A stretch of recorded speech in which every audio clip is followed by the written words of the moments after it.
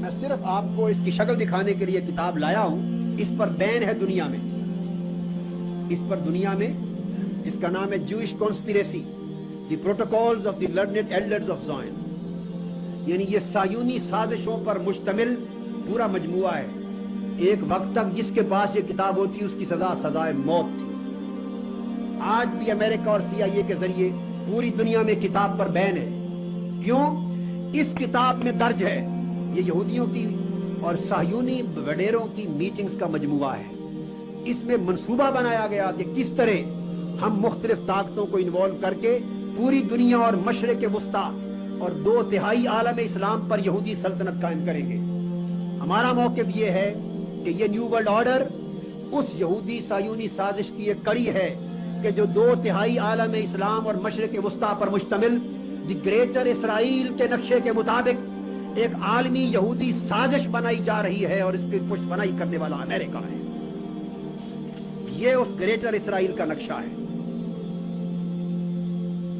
یہ اس کا نقشہ ہے جس میں پورا مشرق وسطی اور کوئی 1/3 عالم اسلام یہودیوں کی عظیم سلطنت میں شامل ہوتا ہے. مدینہ منورہ تک, سرحدوں تک یہ بات چلی جاتی ہے.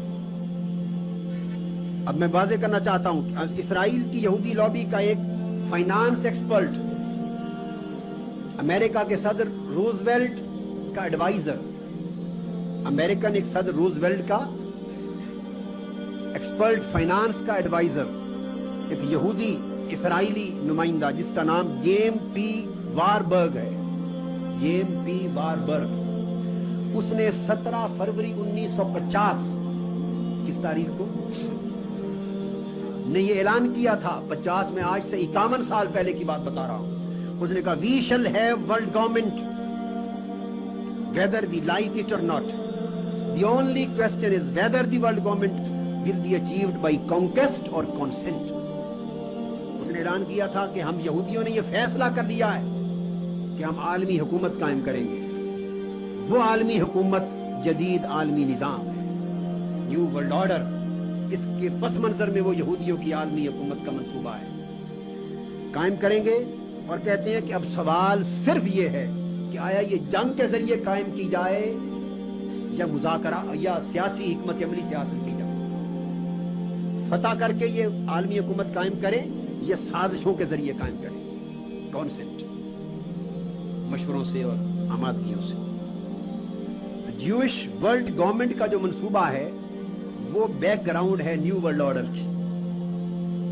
اور کیا عالم اسلام کے اس لیے ادھر امریکہ نیوکلیئر ویپنری پر پابندی لگا رہا ہے, ادھر سیکریٹ ایگریمنٹس کر رہا ہے, مخفی نیوکلیئر ویپن دینے کی اسرائیل کے ساتھ معاہدے کر رہا ہے. اسرائیل کی ٹوٹل دفاعی قوت کا 2/3 خرچہ خود اٹھانے کا وعدہ کر رہا ہے. اور مشرق وسطی میں امریکہ اپنا دفاعی اور فوجی اڈا بنانے کا وعدہ کر رہا ہے. یہ نیو ورلڈ آرڈر ہے, یہ امن عالم قائم ہو رہا ہے. اور اسرائیل نے مشرق وسطی میں امن قائم کرنے کے لیے $10 بلین کا امداد مانگی ہے امریکہ سے. امن قائم کرنے کے لیے امن $10 بلین سے قائم ہوگا. اسرائیل چاہتا ہے مجھے اتنا طاقتور بنا دیا جائے کہ مشرق وسطی اور گرد و نواح میں کوئی طاقت نیوکلیئر پاور اور اسلحہ میں اور فوج میں میرے برابر نہ رہے, تب امن قائم ہوگا. مسلمانوں سے اسلحہ چھین لو, مجھے اسلحے سے لیس کر دو, جرت نہیں ہے کہ وہ اس کو چیلنج کر سکے. یہ نیو ورلڈ آرڈر کا جاری کیا جانا, میں بیان کرتا ہوں, یہ UNO کے چارٹر کی خلاف ورزی. UNO کے ممبر ممالک کو چاہیے کہ وہ نیو ورلڈ آرڈر کے اجرا کے خلاف احتجاج کریں کہ یہ استعماریت ہے, یہ آمریت ہے, یہ خلاف جمہوریت ہے. اقوام عالم کے ضمیر کو جوتے مارے جا رہے ہیں, اس کے خلاف احتجاج ہونا چاہیے. UNO کو پروٹیسٹ کرنا چاہیے اس نیو یارک کے اجلاس کے اندر, اگر ان کے اندر کوئی طاقت, کوئی اہمیت رہ گئی ہو. اب اگلا سوال یہ ہے, یہ تو تھا کہ UNO کا حال کیا ہوگا. اب تیسری دنیا کا حال کیا ہوگا. تیسری دنیا, اور جس میں مسلم ممالک بھی آتے ہیں, اسلامی دنیا, اس کا حال کیا ہوگا. तीसरी दुनिया और इस्लामी ममालिक के बेशतर खित्तों को अमेरिका अब अपनी इक्तिसादी नौ आबादियात बनाना चाहता है न्यू वर्ल्ड ऑर्डर के जरिए। इकोनॉमिक कॉलोनीज बनाएगा, नया सिस्टम ऑफ कॉलोनियलिज्म आएगा, इक्तिसादी नौ आबादियात आएंगी, पॉलिटिकल और इकोनॉमिक एक्सप्लॉयटेशन, सियासी और इक्तिसादी इस्तेसाल होगा इन ममालिक का। ये ममालिक अमेरिका के जेर तसल्लुत मंडियां बन जाएंगी और कुछ यूरोप की इक्तिसादी कम्युनिटी के जेर तसल्लुत मंडियां बन जाएंगी। आप अंदाजा कीजिए कि इसमें तीसरी दुनिया के ममालिक और इस्लामी दुनिया का हाल। अमेरिका एक तरफ मशरिक़ वुस्ता के लिए, मिडल ईस्ट के लिए मुसलमान ममालिक को दबाने के लिए इसराइल को पाल रहा है, ताकतें। इस्लामी दुनिया का हश्र इस न्यू वर्ल्ड ऑर्डर में यह होना। आपको याद होगा जब गल्फ वार हुई थी, इराक और सऊदिया की और ये सारी इन्वॉल्व हुए, अमेरिका इत्तेहादियों को लेकर आया।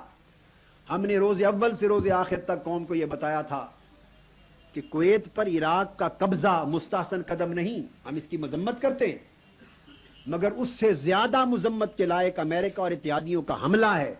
हमने बताया कि गल्फ वार कुवैत की आजादी के लिए नहीं, ये न्यू वर्ल्ड ऑर्डर का इजरा है। आलम इस्लाम को कुचलने के लिए लड़ी गई।